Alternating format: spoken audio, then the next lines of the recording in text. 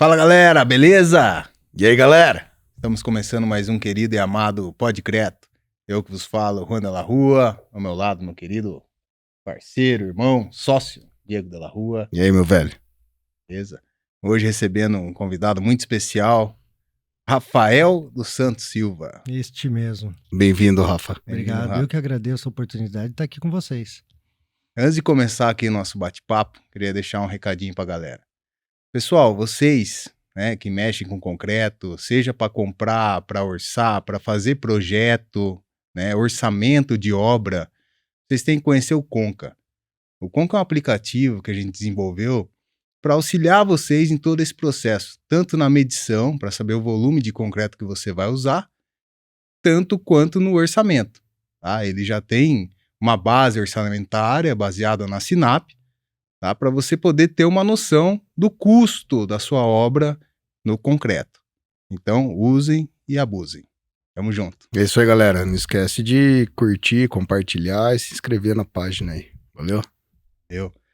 Vamos falar aqui brevemente, Rafa, da sua biografia. Então, Rafael, hoje 44 anos, casado, pai de 3 filhos, lá do Rio Grande do Sul, né, Rafael? Sou gaúcho. Gaúcho, Jubá. tá em Lá do Itararé. extremo, lá do extremo do sul. Residente em Itararé, nossa querida Itararé. Abraço aí pro pessoal de Itararé, tamo Abraço, junto. galera.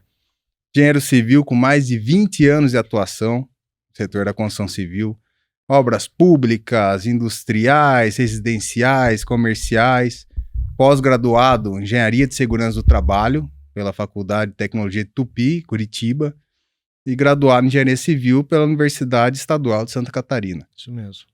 Atualmente está numa função no CREA, né, gestor da UGI, Unidade de Gestão Inspetora do CREA São Paulo, coordenando aí 34 municípios, né, e que fortalece o relacionamento, né, institucional, amplia a presença do conselho, que é tão importante, o nosso querido CREA. Exatamente.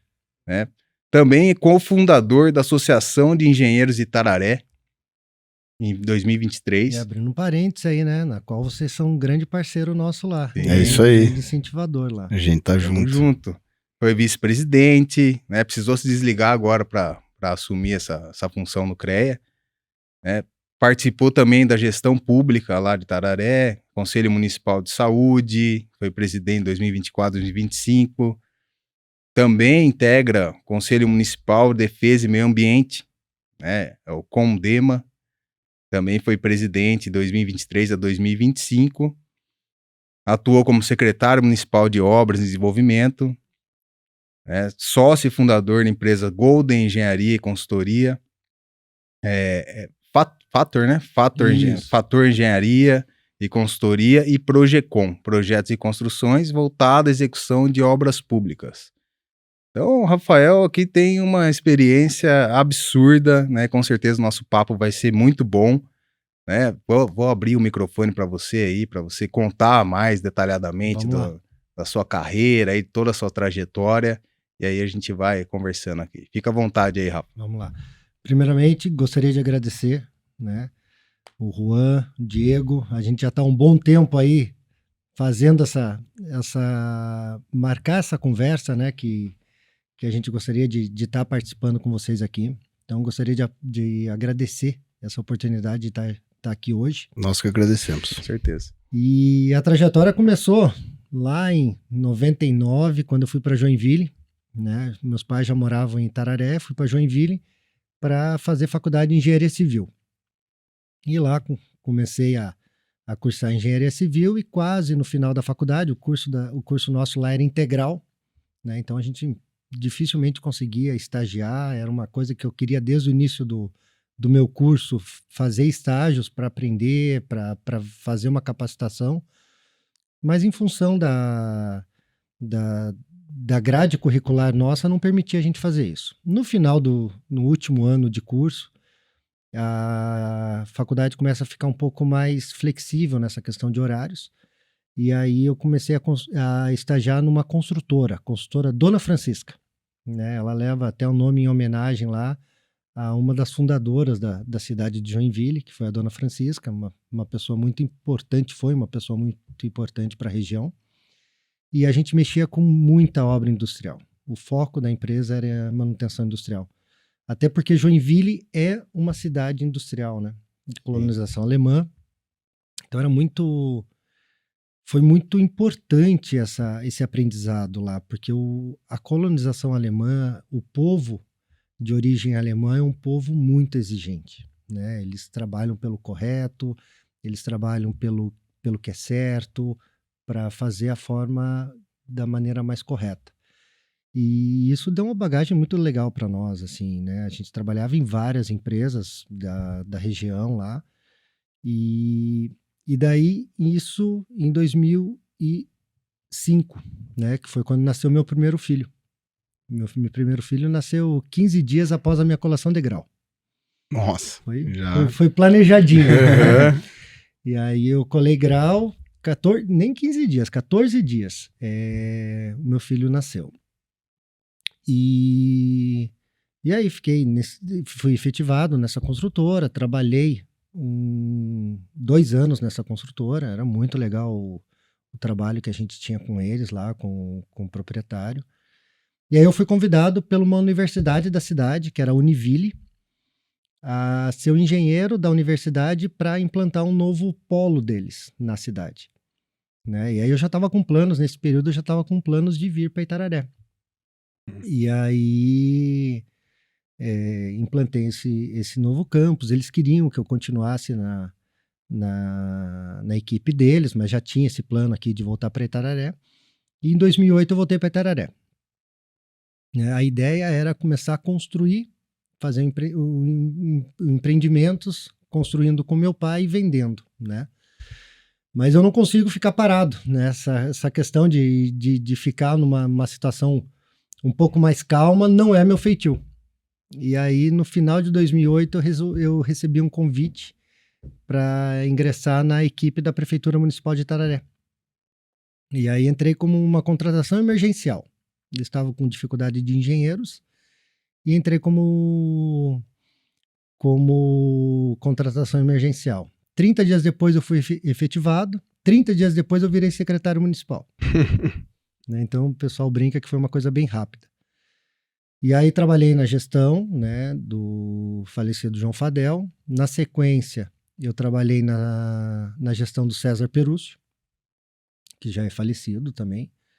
Aí no meio da gestão do César Perúcio, em função de algumas divergências que a gente tem, a gente não consegue ser unânime no dia a dia da gente. Claro. A gente resolveu sair, mas sempre deixando claro que assim, a amizade é uma coisa que a gente trabalha sempre paralelo, não mistura essas situações. Né? Negócio é negócio, amizade é amizade. Exatamente. E às vezes, para você não perder a amizade, você prefere se afastar e seguir a vida. E aí eu fui convidado para trabalhar na Prefeitura de Bom Sucesso de Itararé. Fui para Bom Sucesso de Itararé, na gestão do Pacheco, que hoje está atualmente prefeito novamente, né? E aí, um tempo depois, creio que 1 ano e meio depois, eu fui convidado para ser secretário municipal em Sengés. Fui para Sengés, fiquei 2 anos e meio lá. Aí recebi o convite de voltar para Bom Sucesso de Itararé. Aí voltei para Bom Sucesso de Itararé, continuei lá a gente dando apoio ao prefeito, fazendo diversas melhorias no município. Isso é uma coisa que a gente se orgulha. O prefeito de Bom Sucesso entregou a cidade no final da gestão dele 100% pavimentada. Então, um trabalho de engenharia, uma questão de saúde. A gente está lidando com saúde quando a gente leva infraestrutura para os municípios. Sim. Né? Às vezes as pessoas pensam que, não, só mexe com pavimentação, só mexe com drenagem, mas todas essas obras que envolvem a engenharia, elas vão direto à questão de saúde pública da população. Qualidade de vida. Qualidade de vida, elas vão diretamente na qualidade de vida das pessoas. É. E aí entrou o prefeito Luiz Humberto, que era sucessor, ele era atual vice-prefeito do Pacheco. Fiquei por 4 anos com o Luiz Humberto em Bom Sucesso. Nesse meio tempo de Bom Sucesso, o Wellington me chamou para agregar a equipe dele. E eu fiquei trabalhando em Bom Sucesso e em Itararé, mas em Itararé como engenheiro. Uhum. No final de 2020, ele me fez o convite para assumir como secretário municipal dele. E eu fiquei somente em Tararé e cuidando das minhas empresas que eu tinha, que eu fazia construções residenciais, estava já começando a construir um prédio de 14 pavimentos, no qual vocês forneceram concreto lá para nós. Sim. Muito orgulho. Né? E fizemos diversas obras em paralelo ao trabalho que a gente fazia na prefeitura. E aí também, por umas questões de pessoais e até profissionais, eu resolvi me afastar em 2023. Né? No final de 2023, eu resolvi me afastar da prefeitura, ficar só com a minha parte de engenharia privada. E aí que veio a surpresa. No início de 2024, janeiro de 24, o gerente, o Rafael Janeiro, que é um itapevense, né? Gente finíssima. Gente finíssima. Abraço aí. Abraço, E outra, Janeiro. já começa com o nome Rafael. Já começa Rafael, geralmente, tudo gente boa. E são... E diferenciado, né? E aí, 2024, eu resolvi aceitar esse desafio. Vou ser sincero com vocês, eu não tinha noção do desafio que eu estava assumindo. Uhum. Né? Era uma coisa que eu almejava demais, né? É um cargo de gestão, a experiência que a gente adquiriu desde 2008 em administração pública, eu acho que esse era um passo que eu devia dar. Mas foi um desafio muito legal. Em 2024, quando eu entrei, eu confidencio para vocês que eu não tinha noção de onde eu estava entrando. Sim. Tá? Tinha muita vontade, muita força de vontade de estar ingressando, mas não tinha essa noção do que me esperava pela frente.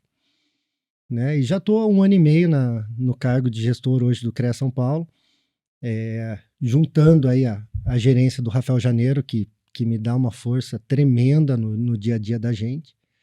Né? E aí a gente está aí em prol da sociedade, em prol dos profissionais da nossa região. Cara, Legal. que sensacional. Sensacional a história. Né? A bagagem que você carrega é muito grande, né, cara? E você passou por todos os setores ali, vamos dizer assim, entendeu? Tanto público quanto privado. Sim. Então, o seu conhecimento, e agora, né, dentro da fiscalização, porque o que eu costumo falar, Rafa, é que muitos engenheiros, a maioria das pessoas, na realidade, não sabem como funciona. Sim. O CREA, a fiscalização, qual que é a benfeitoria que isso traz, qual que é o benefício. Né? Exato. Qual a importância disso, né? Fala isso daí. Gente, hoje, vamos falar assim, a gerência do Rafael Janeiro é a GR11, né? Nós no CREA somos em 12 regionais, né? Ele está à frente da GR11, que pega a UGI de Sorocaba, onde está o chefe André, pega a UGI de Botucatu, onde está o chefe César, né? Os dois são engenheiros, é um pré-requisito para estar no cargo, e a UGI de Itapeva, que estou eu hoje à frente. E até o final do ano passado, eram 29 municípios, né? E aí, em função de toda a demanda, Sorocaba é muito grande. Sim. Né? Para vocês terem uma ideia, somente o município de Sorocaba, em nível de população, ele é do mesmo tamanho da regional inteira nossa. Nossa Senhora. Cresceu muito, Sorocaba. Cresceu muito. É muita obra saindo, né, cara?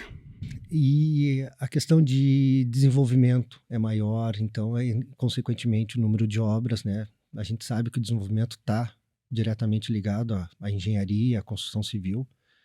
E aí, em função dessa logística, agregou também a unidade de Itapetininga para mim. Né? E aí ficou mais ou menos similar o número populacional. Só que hoje a nossa regional é uma das maiores em extensão.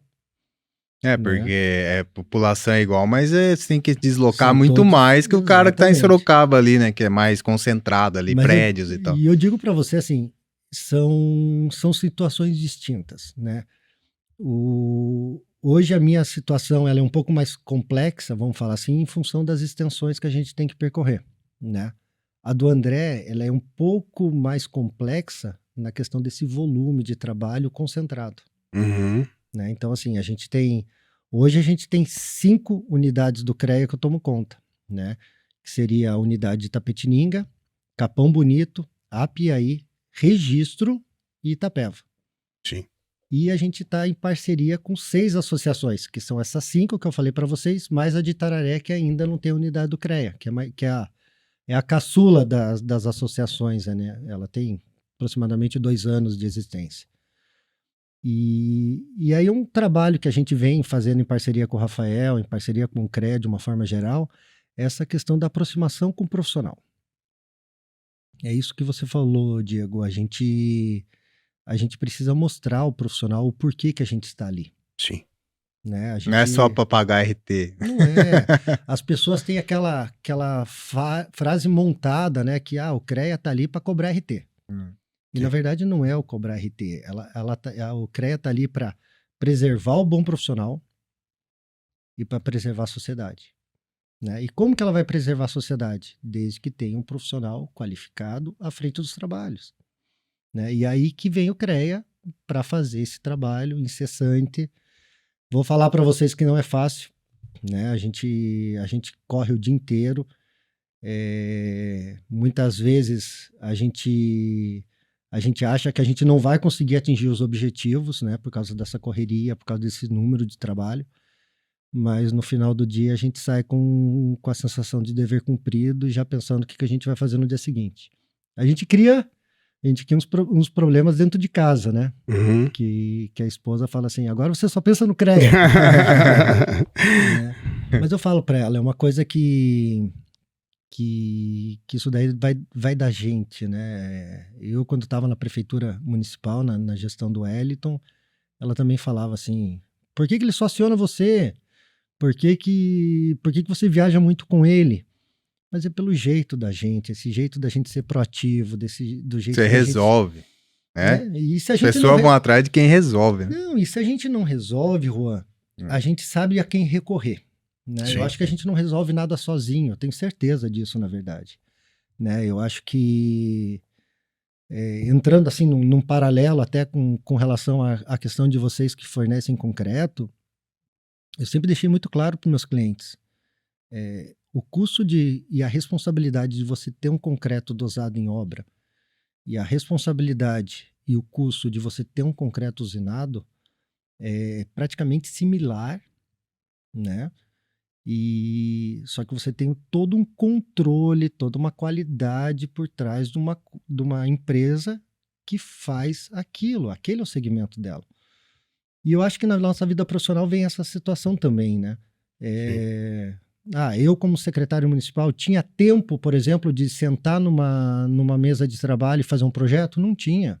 Mas eu tinha as peças, né? Que eu posso falar para você que em Itararé tem ainda uma equipe que é extremamente competente. Foi montada uma equipe a dedo, né? Então, hoje a gente, em Itararé, conta hoje com 4 engenheiros civis na prefeitura, conta com engenheiro eletricista, conta com 2 arquitetos, conta com um técnico em edificações, fora a equipe que trabalha no paralelo.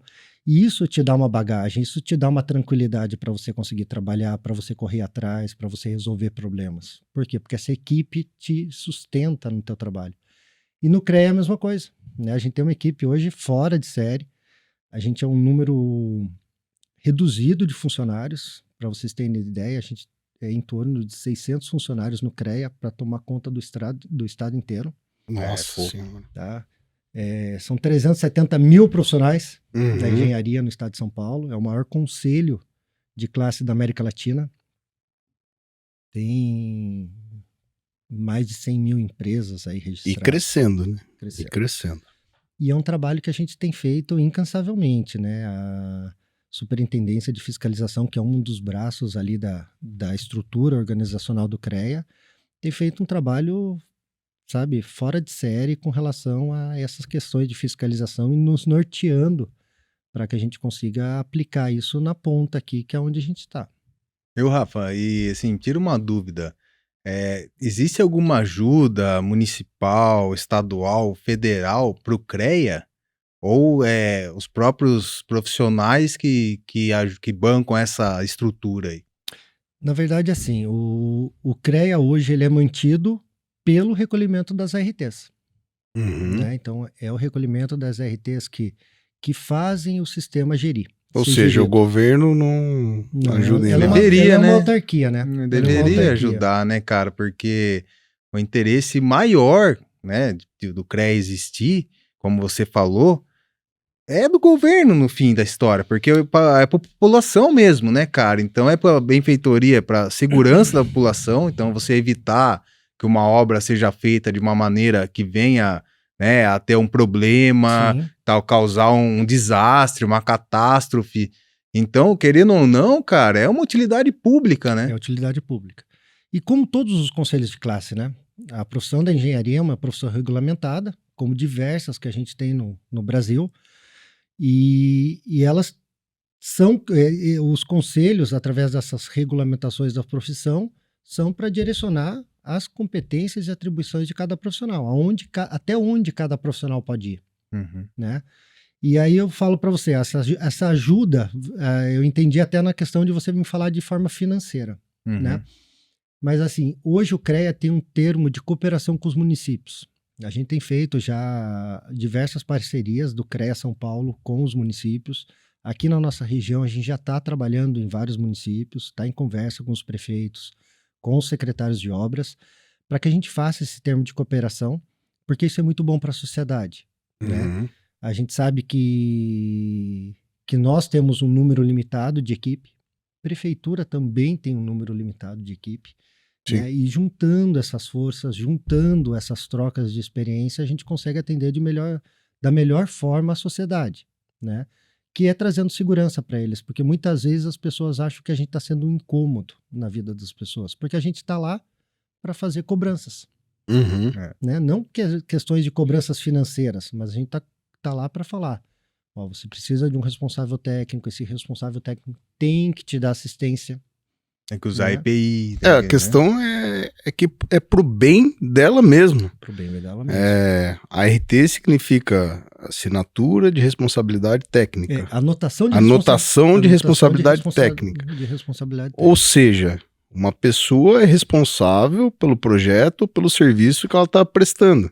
Assim como quando eu tiro a RT do concreto, tá lá a minha assinatura, que se porventura acontecer qualquer problema com esse concreto, tem um responsável por isso. Responsável técnico. Por isso a importância de se ter um projeto estrutural, se ter um projeto elétrico, um projeto hidráulico, para que se sigam aquilo ali, né? Então é uma segurança para a própria obra, que antes não tinha tanta cobrança e tinha muita patologia. Né? E se a gente for pensar, a lei de criação da RT é de 1977. É muito nova, anos. Muito nova. Ela é nova, né? Então, como tudo no Brasil, né? Sim. A Constituição, a última é 88, se eu não me engano. 88. Que é nada, tem nem 20 anos. E a nossa, nem 30 a anos. nossa lei, né, de regulamentação da nossa profissão é de 66, né? Que é hoje a lei que a gente adota, né? E que esses trabalhos de fiscalização que a gente está fazendo praticamente são embasados nessa lei, com as outras leis complementares que fazem o fechamento das normas que a gente utiliza no dia a dia. Uhum. A gente defende muito aqui, sabe, Rafa? Em vários episódios a gente já falou isso, sabe? É que aqui no Brasil, em vários outros países também, né? Não é só o Brasil, mas países, né, subdesenvolvidos, que estão crescendo, né, emergentes, você procura fazer para depois pensar. Sim. Né? Então, e para engenharia isso não funciona, cara. Pode funcionar para algumas outras coisas, mas para engenharia, cara, se você não pensar no estudar antes, pode dar certo e pode dar muito errado. Muito errado. Então, putz, cara, o cara primeiro estudar o solo, onde ele vai construir. Isso é a primeira coisa. E pouquíssima gente faz, cara, um estudo de solo. Pouquíssima mesmo. Às vezes, grandes obras que a gente atende, pisos e concreto. Elevado. Não é barato. Não, fazer um ensaio de SPT aí, cara. Só que uma coisa que até abre uma situação para nós, aqui na região, empresas que faziam sondagem, elas vieram agora. assim, vamos dizer aí, nos últimos 3, 4 anos. Antigamente você tinha que procurar empresas em Sorocaba, São Paulo, Sim, Campinas. As nossas Curitiba. obras vinham de Sorocaba para fazer. Várias obras que a gente fez, pessoais nossas, né? A gente trouxe empresas, porque não tinha aqui Itapeva, Porque então não veio tinha. empresa de Sorocaba, né? Tem lá a Soenvio, Reforçonda, que Sim. eram as maiores. Cara, lá. eu acho que tinha que ter uma legislação que obrigasse a você ter o estudo de solo antes de iniciar o Mas é restante. obrigatório. Então, obrigatório. mas e como que segue? Então, isso entra no trabalho de orientação nosso também, Uhum. né? Mas por que a prefeitura não exige, então, para o cara conseguir iniciar a obra, aprovar o projeto, ele ter essa... Porque isso precisa estar numa legislação específica da prefeitura, tá? Então, a prefeitura teria que colocar isso como uma lei. É uma situação muito interessante que vocês apontaram. Por quê? Porque isso traz segurança para a sociedade, Sim. Exato, né? né? Nós, como conselho, nós não temos o poder de polícia, né? Então, assim, se eu for numa obra que esteja sendo feita a sondagem, eu vou exigir o responsável técnico. Uhum. Mas, se não estiver sendo feita a sondagem, é a responsabilidade do engenheiro que está lá, Sim. né? Então, essa questão por parte da prefeitura é uma situação bem interessante, aí até de ser estudada pelos próprios municípios. Eu lembro, Rafael, quando... Logo que eu cheguei, que a gente estava iniciando alguns projetos aqui, né, pessoais da nossa família, o que precisa para aprovar na prefeitura? A prefeitura é só uma planta de localização. Cara, uma planta de localização não diz nada. Sim. Né? Então, realmente concordo com você. Eu acho que as prefeituras, no geral, ou poderia até ser uma lei federal que elas tivessem que seguir, mas eu conversando com alguns amigos que moram fora, Canadá, Estados Unidos, lá eles são muito mais rigorosos nessa questão para você poder iniciar uma obra, a quantidade de documentação que você tem que ter é muito grande. Sim. Depois, a hora que inicia, a fiscalização nem é tão grande assim. Por quê? Porque eles já viram que, não, ó, o cara tá com o projeto, fez a sondagem do solo, fez o projeto estrutural, tem o projeto arquitetônico, tem o projeto de instalações. Beleza, ó, a gente pode aparecer lá só para ver se você está seguindo o que você nos falou. Sim. Então, seu projeto é esse aqui, eles vão lá basicamente para ver, não, é isso aqui, tá batendo legal. E eu acho que assim, uma experiência que a gente tem muito grande aqui no Brasil é Santos. Né? Os famosos prédios de Santos que entortaram. Sim. Teve recalque diferencial bravo lá. E aí entra bem nessa questão. Santos é foda, né, cara? Solo, Santos é foda, porque... Fundação correta. Santos tem uma camada, eu lembro isso lá no meu curso de fundações lá. Mas tem uma camada, acho que são 30 metros de solo bom. Daí tem uma camada de mais 50 de solo ruim. Uhum. Então, tipo, se você fazer casinha lá, não tem problema, porque até 30 metros ali o solo é bom, o solo é resistente. Mas à medida que você vai fazer um prédio de 20 andares, o bulbo de tensões que eles chamam lá, começa a atingir esse solo que é ruim. E o principal, e ainda mais agravante, é quando começam vários prédios a serem construídos um do lado do outro, que foi o que aconteceu, né? Uhum. E foi depois que começou a dar o problema nos prédios. Depois. Porque demora um problema de fundação, não é do dia pra noite, né, cara? São anos aí pra ter uma acomodação da estrutura. E assim, alguns prédios ainda tiveram, vamos dizer assim, a sorte de afundar tudo junto, né? Não teve o tal do recalque diferencial, que é o que entorta o prédio. Mas tem prédio lá em Santos que pra você entrar você tem que descer. Tem que ir para um subsolo. Ele afundou, cara. Então a recepção é no andar de baixo, não é mais no nível da rua, entendeu? Não, mas lá entortou, cara. Vários. Teve vários. Teve os que entortaram e teve os que afundaram. Lá foi bravo, né? Mas por isso que o estudo do solo é tão importante, né, cara? Entendeu? Você pega lá o maior edifício que vai sair do maior do mundo lá, que é o edifício Sena, que tá saindo em Balneário lá. Vai olhar a estaca hélice dele. Exatamente. Vai olhar a profundidade daquilo lá. Entendeu? Então, os caras, eles estão com a ciência do que eles vão trabalhar, onde que eles estão colocando, né, o concreto deles ali e aonde que tá seguro, né? Sim. E isso é uma coisa legal, assim, quando a gente começou o prédio em Itararé, a gente começou desse jeito que vocês estão falando. Primeiro de tudo, antes de começar qualquer tipo de projeto, a gente começou com sondagem. Né? Aí já era uma coisa mais palpável aqui na região. Já tinham empresas que fizessem. Começou com a sondagem. A partir daí que a gente foi calcular a fundação. Sim. Né? E aí optou-se até pelo tipo de solo que tinha ali, por causa de água aflorando, não aflorando, mas assim, com Tanto o rasa, nível, né? o nível do lençol freático mais alto, optou-se por hélice contínuas ali. Uhum. E aí abre um outro parênteses. Não existiam na região. Coisa que hoje já existe. Já. Agora... Eu não me esqueço que a gente teve que procurar uma empresa em Santa Catarina. Veio uma empresa de Santa Catarina fazer a hélice contínua do prédio. Uhum. Já é um alto custo, né? Não, é claro. Né? E aí por quê? Porque o solo de Santa Catarina já é um solo bem diferente do nosso, aonde para você fazer sobrado em Joinville, eu lembro quando eu construí um sobrado em Joinville nessa construtora que eu trabalhava, a gente fez a casa estaqueada por causa do tipo de solo. Uhum. Né? Então já era um serviço que já tinha com maior facilidade lá e veio uma empresa de bombinhas fazer o serviço para nós aqui. Sim. Né? Então, e hoje a gente já começa a ver obras, por exemplo, em Bom Sucesso. Outro dia eu estava conversando com o engenheiro da prefeitura de Bom Sucesso. Pelo tipo de solo, optaram por hélice contínua para um posto de saúde. Né? Eu acho que foi a primeira hélice contínua de Bom Sucesso.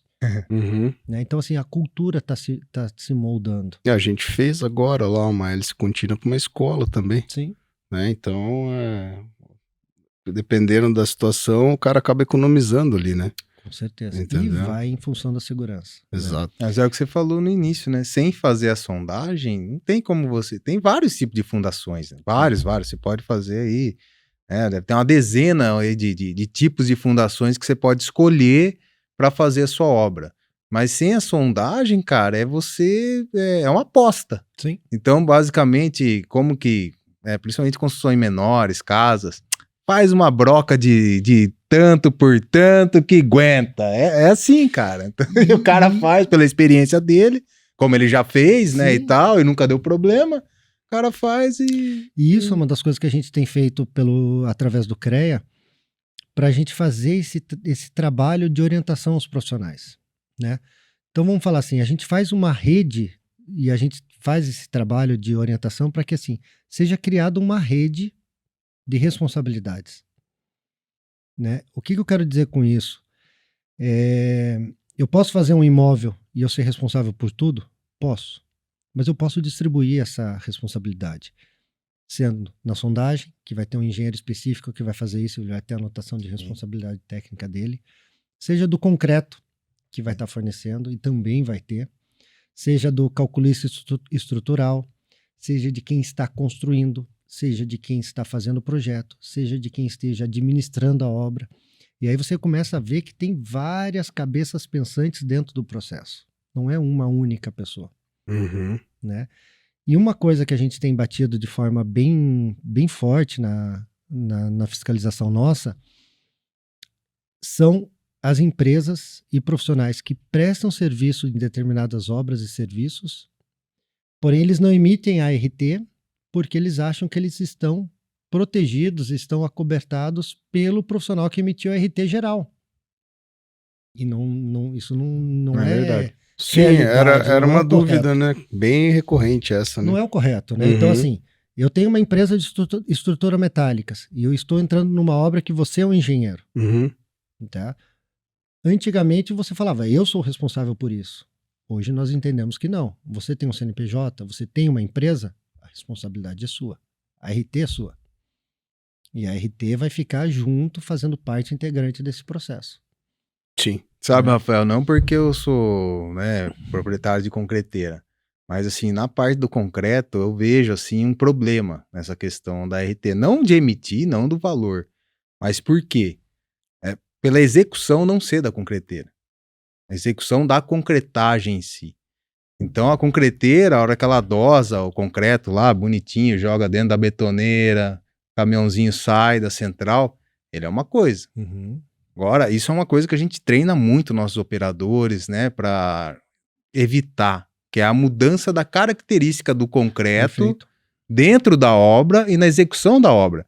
Porque assim, não adianta nada eu fazer um traço perfeito, um concreto que tá ali especificado, belezinha, chega na obra o cara mete água no concreto. Né, porque ele comprou um concreto com slump 100 ou 10, que é um concreto mais duro, né, para trabalhar. Só que ele quer sarrafiar um concreto mole. Daí ele vai e mete água no concreto. Ou o cara acha que não precisa adensar o concreto. Sim. E quem tá executando é ele. Então não tem como o meu operador chegar e falar, ô companheiro, tem que adensar aí, cara, ó, você não tá adensando. Ele pode até fazer isso, mas a experiência nossa nesses casos é o quê?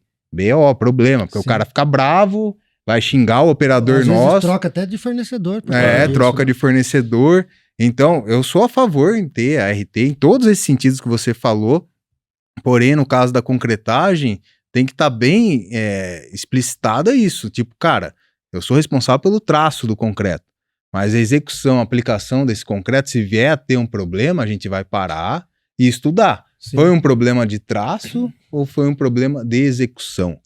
O que eu costumo falar, e eu uso um exemplo que assim, pode não ser o melhor exemplo para a gente utilizar. Mas assim, a gente sabe que dirigir e ingerir bebida alcoólica não pode. Sim. Certo? E eu faço a ingestão de bebida alcoólica. Pego o carro e saio. E aparece uma pessoa na minha frente que eu não teria como evitar de bater nessa pessoa por uma imprudência da pessoa. Tá? Então, assim, a pessoa está atrás de um poste, atrás de uma árvore, e ela simplesmente cruza a rua sem enxergar. Você não tem como você ver isso. E acontece a colisão. Chegou a polícia. O que ela vai fazer? A primeira coisa que ela vai fazer? Bafômetro. Bafômetro. Rodou. Tá errado. Se tivesse são, ia atropelar do mesmo jeito. Só que, se tivesse são, eles iam verificar o porquê que houve a colisão. Sim. A partir do momento que você está alcoolizado, você já é culpado. E eu falo isso na questão da engenharia. Se acontecer um sinistro e não tiver um responsável técnico, ou não tiver uma RT para isso, é a mesma coisa que você estivesse dirigindo alcoolizado. Né? Agora, se aconteceu, vamos verificar o porquê que aconteceu. Qual que foi as causas que aconteceu. Então, assim, numa perícia, por exemplo, você consegue ver que o concreto não foi adensado. Que houve má aplicação. Sim. A gente sabe que tem o período correto de você fazer o descarregamento desse concreto. Né? Então, assim, a pessoa assume a responsabilidade que o concreto vai ficar na obra e ela vai colocar na estrutura depois. Como que ela vai fazer? Ela vai jogar água para esse concreto mexer de novo. Então, assim, já começa a não ser de responsabilidade de vocês. E aí tem uma responsabilidade maior nessa situação que não é necessariamente de vocês. Sim.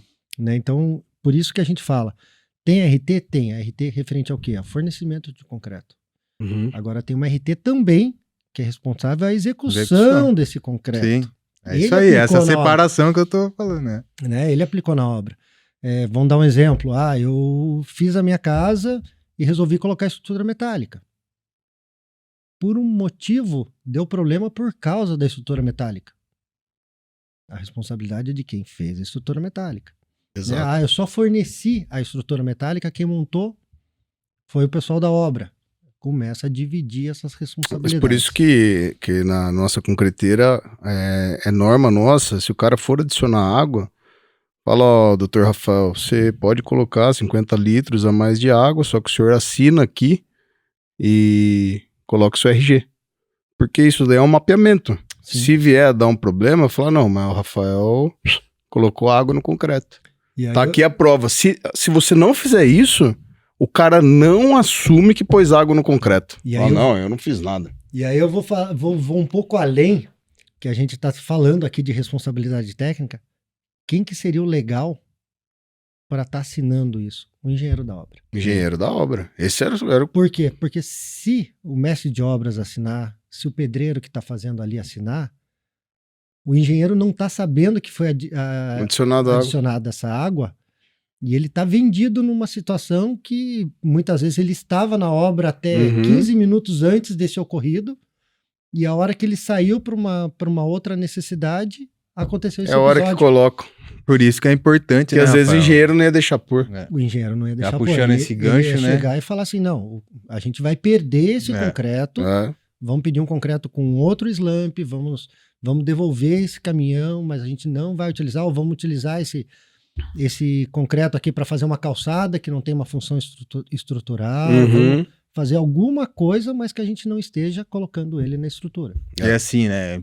Por isso que é importantíssimo o engenheiro estar presente sempre nas concretagens. Sim. Sejam pequenas, grandes, dentro da obra.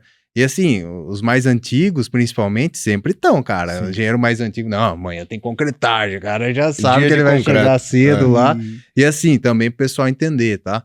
Quando você dosa o concreto na central, normalmente você tem uma água de reserva. Uhum. Então você pode, por que isso? É o desvio da concreteira. Toda concreteira tem um desvio padrão, tá? Então, normalmente, uma concreteira séria trabalha com 4, 5 MPa de desvio padrão. O que quer dizer isso, Juan? Quer dizer que se eu estou te vendendo um concreto 20, a formulação dele é para dar 24, 25 MPa.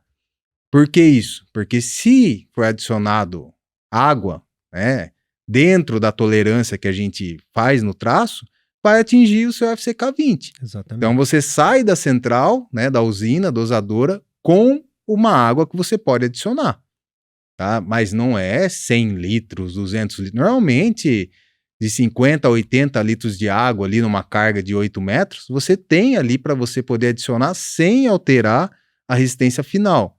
Mas como a gente está num mercado extremamente competitivo, né, que briga ali por... A gente fala em centavos, né, no litro do concreto. No litro é centavos. Você falando em 1.000 litros dá R$1, R$2, R$3, R$10. Existem concreteiras que vão diminuindo esse desvio padrão, né, Eles vão trabalhando no limite, né? para se tornar mais competitiva no mercado. E aí, cara, qualquer 20, 30 litros de água que você colocar nesse concreto vai te dar uma resistência inferior ao do projeto. Sim. Que É, também, né, Rafael, em muitos casos, não é o fim do mundo, né? Uma concretagem lá que você especificou com FCK 30 MPa dá 28. Você não vai derrubar uma laje por Não. causa de 2 MPa. Não, e até porque assim, o próprio cálculo estrutural, você tem um coeficiente de segurança, Sim. né? E esse coeficiente de segurança envolve várias formulações ali que dão essa segurança para algumas inconsistências que aconteçam durante a obra, até porque é uma estrutura manual. Eu gosto de comparar o concreto com o aço, né? Na época que eu estudava cálculo lá. O concreto você majora as cargas em 1.4, então você multiplica por 1.4 e diminui a resistência em 1.4. Sim. O aço é 1.15, né, normalmente. Então, ó, por quê? Porque o aço é um processo industrial, né? Você supõe também. Supõe, porque também tem aço ruim, tá? Mas você supõe que tem um controle maior na fabricação desse aço e que ele vai atingir a resistência, né, que é estipulada dentro do fabricante. Sim. Então, tem o CA50, o CA, né? Cada tipo de aço tem uma resistência ali atrelada. Porém, né, também existe hoje, pela concorrência do mercado das construtoras, engenheiros estruturais que estão abandonando isso, cara. Isso é muito perigoso. Perigoso. A gente já teve casos e a assim. responsabilidade fica para o profissional, né? A É. partir do momento que ele sai da questão de norma técnica, a responsabilidade aumenta para o A profissional. gente já teve casos na Superbase, Rafael. Isso, cara, foi uma vez só também. O cara falou assim, pô, eu pedi um concreto 30 MPa aí, deu 32. Eu falei, mas o que que tem? Tá dentro? Pô, deu mais? Não, era pra dar 35. Mas por quê pra dar 30? Não, vocês têm que trabalhar com desvio padrão de 5, cara. Eu pedi o 30, era pra dar 35. Falei, Ele não, colocou você no pediu o cálculo dele 30, era pra dar 30. Entendeu? Deu 32, tá Provavelmente bom ele demais. colocou no cálculo dele. Por quê? 35. Querendo enxugar custo ali, mexendo no... E aí tá pra galera, né? Não brinca com cálculo estrutural, com custo de estrutura. Vai enxugar custo no porcelanato, vai enxugar custo na torneira que você vai colocar, ou em qualquer outra coisa, na pia, né? Que você vai colocar, no não é mármore. isso, segue a norma, cara. Segue a norma. Segue o coeficiente de segurança da norma. E aí é a isso. gente vê, Sim, e a gente vê não dá muito- pra enxugar custo na estrutura. E a gente Segue vê a norma. muita ocorrências acontecendo em obra pela questão também de forças externas, né? Então, às vezes, você faz tudo dentro do critério correto e o teu vizinho faz de um jeito errado que compromete a tua estrutura, né? Como a gente estava falando dos prédios em Santos. Um prédio construído em Santos não trouxe esse problema. A partir do momento que vários vieram ali, trouxe uma força externa, né? E a gente vê isso acontecendo também na construção civil. Às vezes você faz uma estrutura que está dimensionada para isso e uma ação externa ocasiona também alguns sinistros também, que a gente vê isso em construção civil. Uhum. Então é uma coisa que a gente sempre bate na questão de ter o responsável técnico. Sim. né? Vocês estavam falando dessa questão de concretagem. Eu tinha uma rotina minha que metade do meu dia era estar em obra. Eu sempre gostei de estar em obra, então assim, não acontecia nenhuma concretagem em obra se eu não estivesse presente. Antes de acontecer a concretagem, eu fazia questão de conferir toda a parte de armadura, né? Por quê? Porque é a responsabilidade nossa que está à frente, né? Isso não, você vai evitar que não vai acontecer problemas? Não, pode acontecer problemas, né? Sim. É um trabalho manual, é um trabalho artesanal. A gente está suscetível a erros, né? E até porque está lidando com muita mão de obra de forma distinta. Mas o fato de você estar no dia a dia também dá uma garantia maior no final do trabalho. É um diferencial. Tem muito engenheiro que vai 3 vezes na obra. Na obra toda, tô falando. E aí que a gente fala na questão de valorização profissional. Entendeu? Né? Muitas vezes o engenheiro cobra por um valor de trabalho que ele precisa fazer 4, 5, 6 projetos. Ou Pra se 4, pagar, né? 5 vezes o serviço. Que se ele cobrasse bem esse serviço, ele precisaria fazer ele daria uma dedicação maior nesse serviço que ele estava pegando. Uhum. Né? Isso sobraria trabalho para demais profissionais que pudessem dar a mesma dedicação. Né? Então a gente vê isso acontecendo não somente na engenharia, a gente vê em diversas situações. Né? Às vezes você contrata um determinado serviço que você não recebe aquilo que você esperou que você ia receber. Não falando de engenharia. Sim. Né? De N situações. Nossa, cara. E aí muitas vezes isso está atrelado ao preço que você cobra. Uhum. Né? Porque às vezes você fala assim, não, eu cobrei um projeto X reais. Mas esse projeto eu não consigo acompanhar essa obra, eu não consigo acompanhá-la diariamente. Por que você não coloca isso no teu custo? Se todos os profissionais fizessem isso, né, a gente teria uma qualidade final muito superior. Muito superior, velocidade de obra, porque a partir do momento que, não me leve a mal no meu comentário, mas a partir do momento que todo mundo sabe que o responsável da obra vai estar lá acompanhando, cara, que o time sabe disso, eles levam mais a sério. Sim. Entendeu? Então você ganha em qualidade e ganha em velocidade.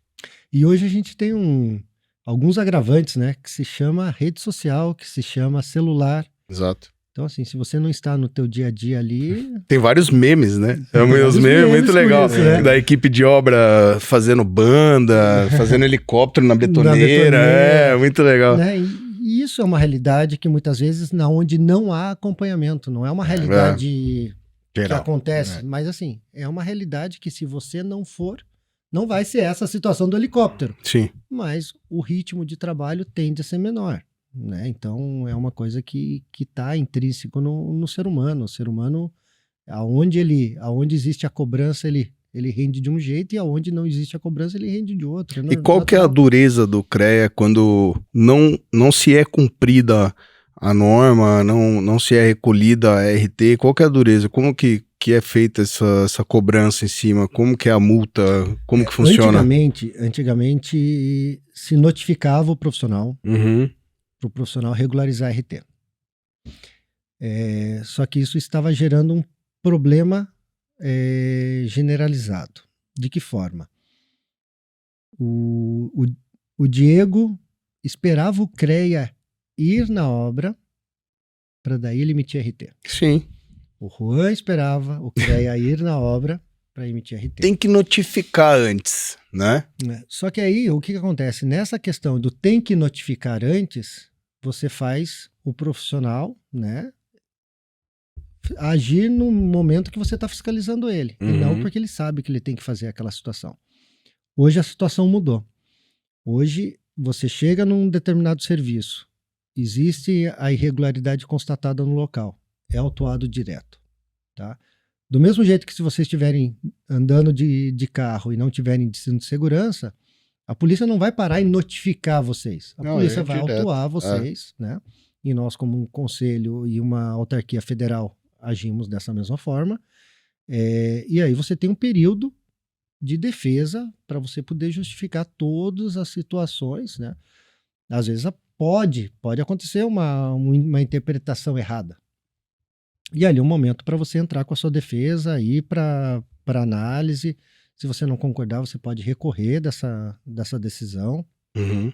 Então ela te dá essa total liberdade de você poder se defender, né? A mesma coisa que está acontecendo hoje com as autuações de CNPJ, que são empresas que têm CNPJs inerentes da engenharia e não estão registradas em nenhum conselho de classe que pode receber elas como uma empresa registrada no conselho, Uhum. né? Então, assim, você tem empresas e hoje existem sobreamentos de atribuições, né? Então, assim, eu vou montar uma empresa que eu posso estar registrada no conselho A, mas eu poderia estar registrada no conselho B também, né? Então, o importante é que ela esteja registrada no conselho para trazer essa questão da responsabilidade técnica do profissional.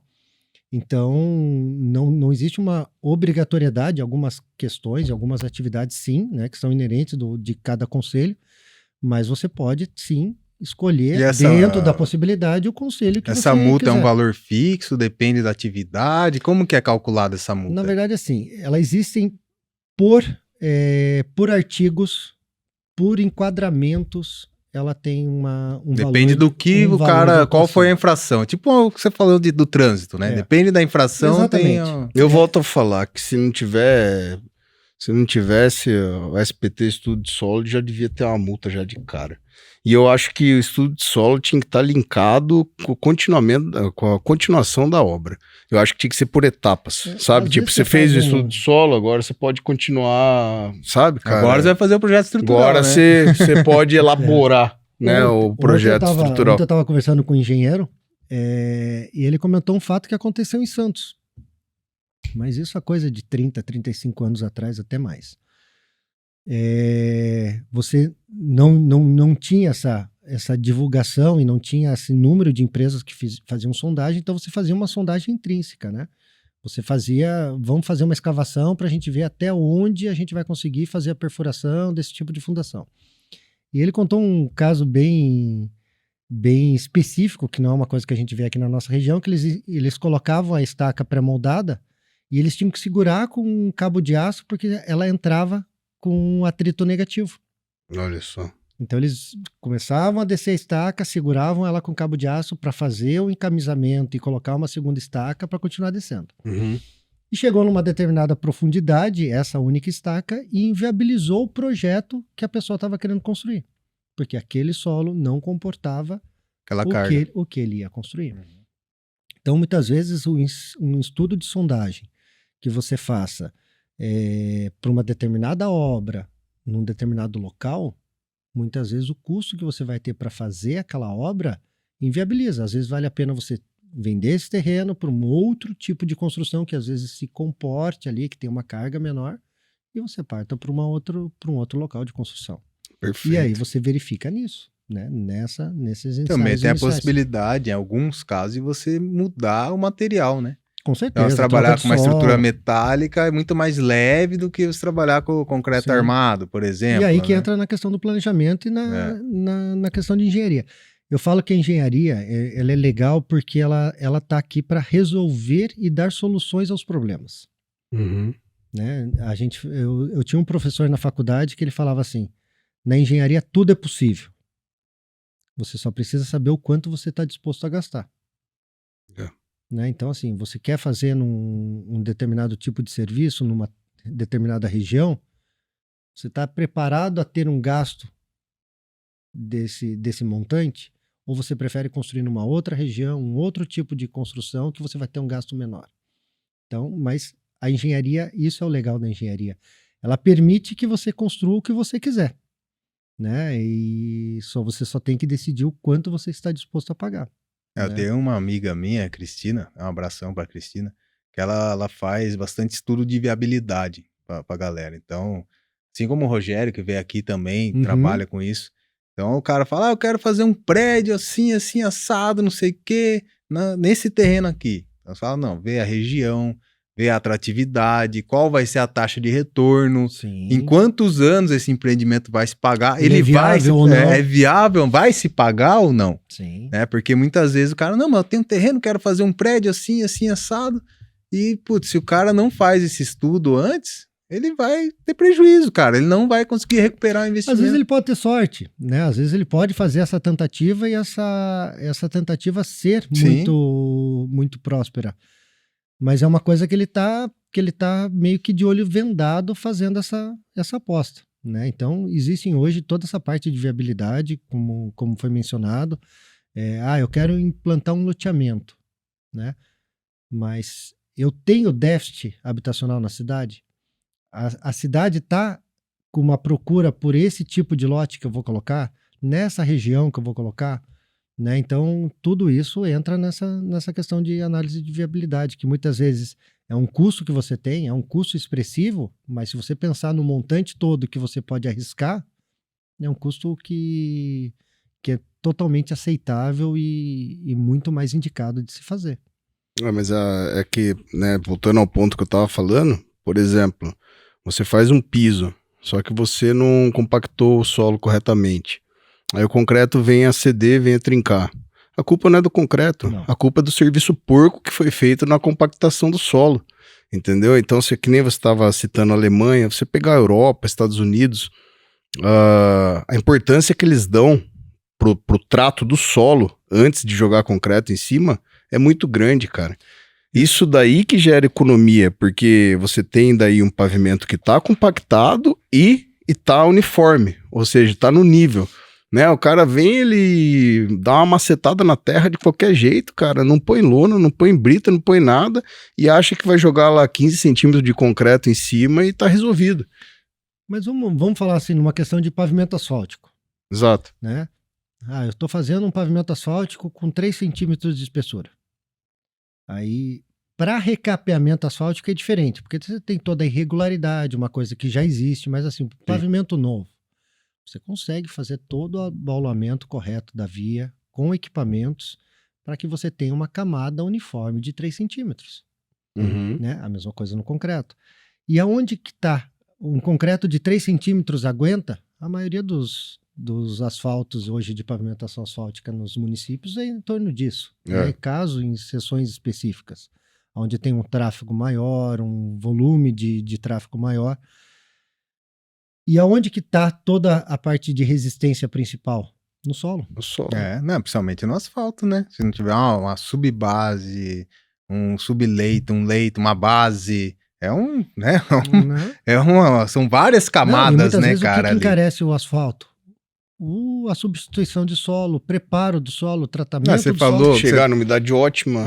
Você tá na região de Apiaí. Apiaí, a gente teve concreteira lá um bom tempo, participou, inclusive, lá das obras da rodovia lá. Cara, é uma vergonha aquilo lá. É uma vergonha, assim, foi feita uma licitação para uma empresa fazer lá toda a parte do asfalto. Cara, o solo lá é ruim. A empresa teria que trazer solo de fora para poder fazer a base e aí sim entrar com o asfalto. Mas não fez. Não fez. E você vê em 3, 4 anos, cara, tá tudo esburacado, tá tudo ferrado. Por quê? E o asfalto, claro que o concreto a gente faz para durar um pavimento rígido pelo menos 20 anos sem manutenção. O asfalto teria que ser pelo menos 10 anos sem manutenção. E é o que a gente não vê, seja em município, seja em rodovia, 3, 4, 5 anos já tá lá remendando e não sei o que, e fazendo, porque não tem esse preparo da base. E aí entra também na questão externa, né? Às vezes a gente sempre fala assim, o asfalto ele é uma casca de ovo, né? Então você pega um ovo, a casca dele é extremamente rígida, forte, mas a partir do momento que você fez uma fissura nele, né, você tem uma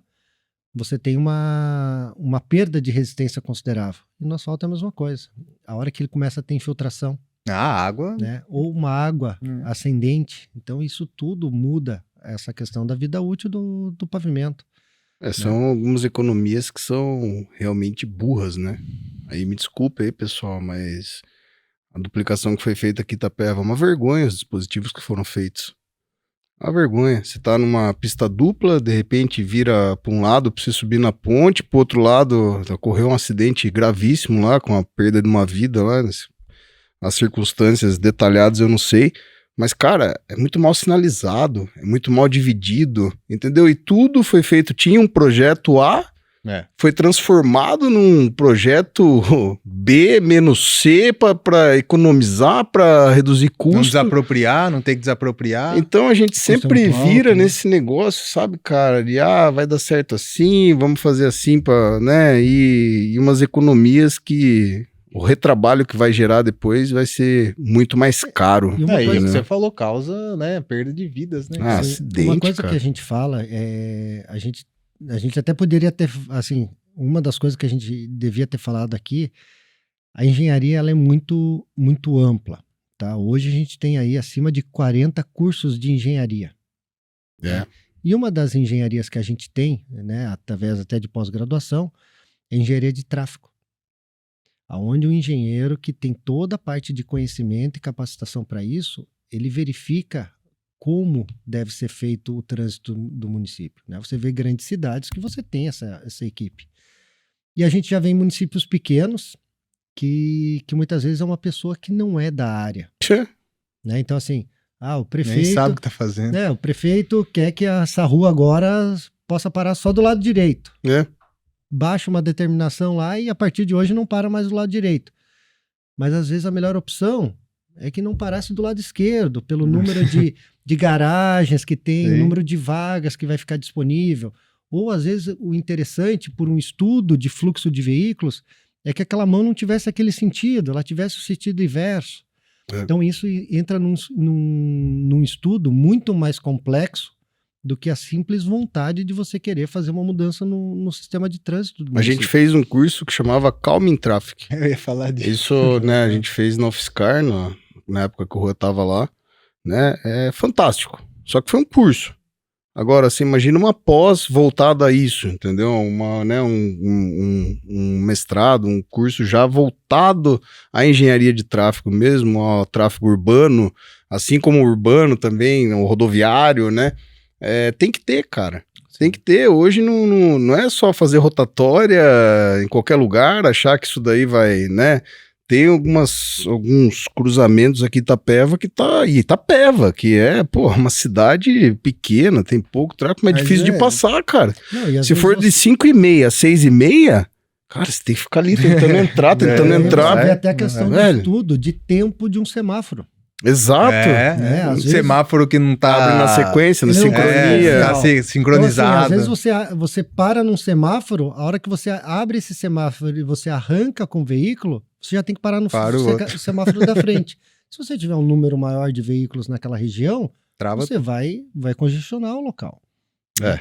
E, voltando nessa questão de engenharia, eu não posso deixar de citar uma situação que está muito em alta hoje no Brasil, que é a falta de engenheiros no país. Uhum. Tá? A gente está tendo ainda uma demanda e o jovem não está querendo ir para a engenharia. Criou-se, né, aquele misticismo Exatas, né? de que as exatas era muito difícil, que entrava 50 e saía 10, né? E hoje o jovem não tem tido esse interesse de vir para a engenharia. E isso é uma coisa que preocupa muito a gente. O presidente do Confia, né, que é o ex-presidente do CREA, o engenheiro Vinícius Marquesi, ele tem feito isso em diversas publicações, em muita revista, jornal, na mídia, para que a gente consiga trazer o pessoal para a engenharia novamente, né? A gente está aí na metade da nossa vida, né? Quem serão esses profissionais futuramente que estarão substituindo a gente? Quem que estará dando suporte aos municípios, né, às cidades, aos clientes, sendo que a gente está tendo essa baixa de profissionais, né? E a gente tem uma gama aí que eu falei para vocês, de 50, 40 cursos de graduação de engenharia. Sim. Na época que eu prestei vestibular, tava num boom de engenharia. Todo mundo queria época fazer também. engenharia. Todo mundo queria fazer engenharia. Tipo assim, era um curso que não era tão concorrido, mas nessa época, assim, o negócio tava difícil de você passar nas universidades. O que você acha que desmotivou a galera? Será que... Eu tenho a minha opinião, pois eu quero ouvir a sua. Eu acho que é um curso difícil. Sim. Realmente, não é fácil se formar em engenharia. Não é fácil. Né? Principalmente se você, igual, né, fazer um curso integral numa faculdade boa, é bem exigido. E o profissional, infelizmente, é pouco valorizado. É o que eu penso, entendeu? Você valoriza muito mais outras áreas, né? Que é até mais fácil a pessoa conseguir se formar, conseguir concluir o curso, do que o engenheiro, que, putz, que a gente tava conversando esses dias, né? Tudo tem engenharia, cara. Em Tudo. volta de tudo tem engenharia. Eu gosto sempre de fazer um desafio pro pessoal. O que está em volta da gente, o que faz parte do nosso dia a dia que não tem engenharia envolvida. Uhum. Né? A gente está nesse estúdio aqui maravilhoso, tudo tem engenharia envolvida. Né? E eu acho que essa questão da perda de interesse vai muito da mudança até de mentalidade, de cultura da geração que está vindo. Né? É uma geração que está mais ligada com a área tecnológica, é uma geração que criou-se aquela situação de que, pô, quantas pessoas vocês conhecem aí que foi fazer medicina no exterior? Ah, bastante. Né? Uhum. Hoje eu vi um estudo que já está tendo super lotação de médicos. Sim. Só que aí o que acontece? Essa superlotação de médicos, não, as especializações, as residências médicas não cresceram do mesmo jeito que esse número de médicos cresceu. Então tem muito médicos que está vindo para o mercado de trabalho sem fazer residência médica. Então, assim, é a mesma coisa na engenharia. Daqui uns dias, as pessoas vão perder o interesse por fazer medicina, como teve pela engenharia. Quando a gente fez engenharia, era extremamente concorrido. Hoje a gente vê aqui na nossa região faculdades públicas com ensino de extrema qualidade que não preenchem uma turma de graduação de engenharia. Né? Então, assim, poxa, é um curso de qualidade, é um curso gratuito e a pessoa não tem interesse de vir para esse curso. Eu estava conversando com um colega engenheiro nosso, ele falou assim, eu tive o acesso a uma informação de que hoje um dos cursos mais concorridos e maior interesse das pessoas é psicologia. Por quê? A gente acabou de sair de uma pandemia. As pessoas ficaram mexidas psicologicamente. Né? As pessoas ficaram... elas não sabiam o que seria o dia de amanhã. E isso mexeu com a sociedade de uma forma geral, mexeu com o mundo com relação a isso. Em alguns lugares mais, em alguns lugares menos, mas eu vejo com a questão da engenharia, principalmente essa questão de mudança de interesse, né? Só que é uma coisa que preocupa a gente. Hoje, nenhuma profissão funciona se não tiver engenharia envolvida. Né? Eu preciso de um hospital, quero fazer medicina. Ok, eu vou ser médico. Você vai ter, dependendo da tua especialidade, ou em qualquer uma das especialidades, você vai ter equipamentos para você exercitar a tua profissão de médico, né? Exercer a profissão de médico. Depende da engenharia. Eu preciso ter meu consultório.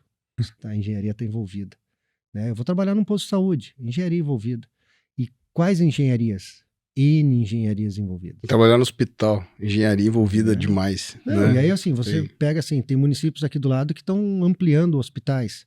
Então aí Tapetininga. Você está fazendo um hospital regional lá. Aí você pega. Você tem um engenheiro que foi responsável pela análise de solo. Você teve um engenheiro que foi responsável pela elaboração dos projetos, com vários engenheiros fazendo determinados projetos de ar-condicionado, projetos de gases medicinais, projetos de estrutura, projetos elétricos, projetos sanitários, prevenção e combate a incêndio. E aí a gente vai elencando aqui, a gente está falando às vezes de 20, 30 profissionais envolvidos no mesmo processo. Sim. E se a gente não tiver esses profissionais, se nós profissionais começarmos a ficar mais velhos e a gente não começar a atender a população, né? Como que a sociedade vai funcionar sem a engenharia envolvida? Que depende da engenharia para o dia a dia, né? Antigamente tinha muito prefeito que falava assim, fazer drenagem nas ruas é um dinheiro que fica enterrado e não dá voto. Né? Hoje as cidades estão sofrendo com alagamentos. Isso tira voto.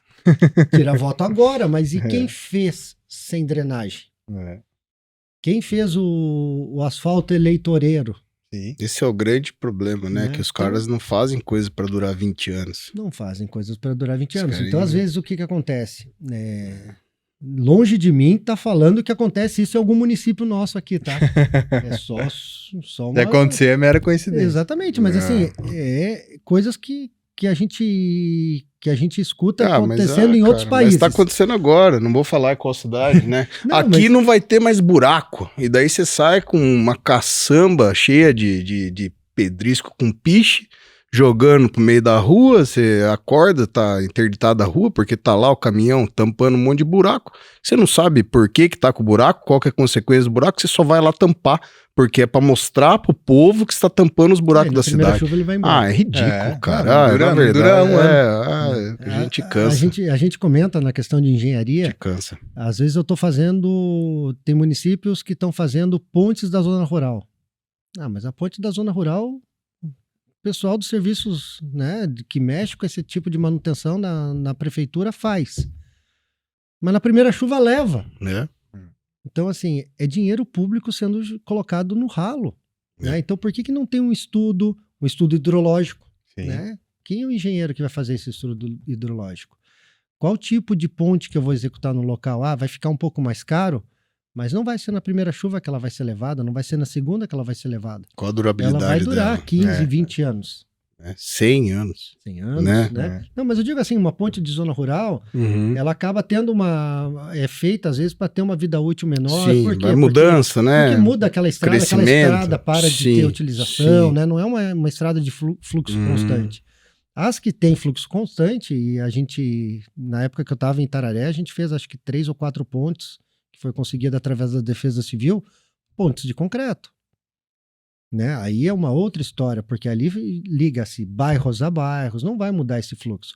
Mas existem vários galhos que precisa de pontes que muitas vezes você faz uma ponte numa complexidade menor, mas que ela não deixa de ter a importância de um estudo hidrológico, de uma fundação correta, de uma estrutura correta, para que ela tenha uma vida útil que ela justifique aquele dinheiro público gasto.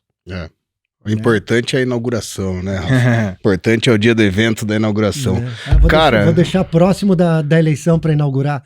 Né? Mas são situações que a gente tá junto com a sociedade, tá? E contem com o CREA São Paulo com relação a isso, tá? A gente tá aberto para demandas, a gente tá aberto para estar trabalhando cada vez mais para a sociedade e para a engenharia principalmente, né? Que show, cara. Aqui a gente costuma falar que a gente entra num túnel do tempo, porque passa muito rápido, né? E nosso episódio tá chegando ao fim. Você brincou comigo, você falou assim, na hora que começar, você não vai ver na hora que terminar. E realmente parece que começou agora. Então, podia ficar mais umas 2, 3 horas aqui, ia ter assunto. É um assunto muito amplo, sim, né? E, parabenizar você pelo conhecimento, entendeu? Você trouxe muita informação relevante aqui pra galera, né? E tem muito mais informação para trazer. Sim. A gente pretende fazer mais episódios aí com você. E até me desculpe, às vezes a gente passa alguma informação aqui que não é exatamente aquela informação. Tranquilo, cara. Mas pelo fato da gente não ter a informação aqui na nossa mão, né? E até pelo nervosismo de estar participando junto com vocês aqui, fique né? em paz com relação a isso. Você tem que vir no ao vivo que a gente vai fazer. Vamos marcar, mas a gente tem que trazer um pessoal mais de cacife. Uns petisquinhos também, que daí vai durar tempo. E eu não posso deixar de agradecer a oportunidade da engenheira Lígia, né? Que é a atual presidente do CREA São Paulo, que deu essa oportunidade para eu estar contribuindo com o CREA.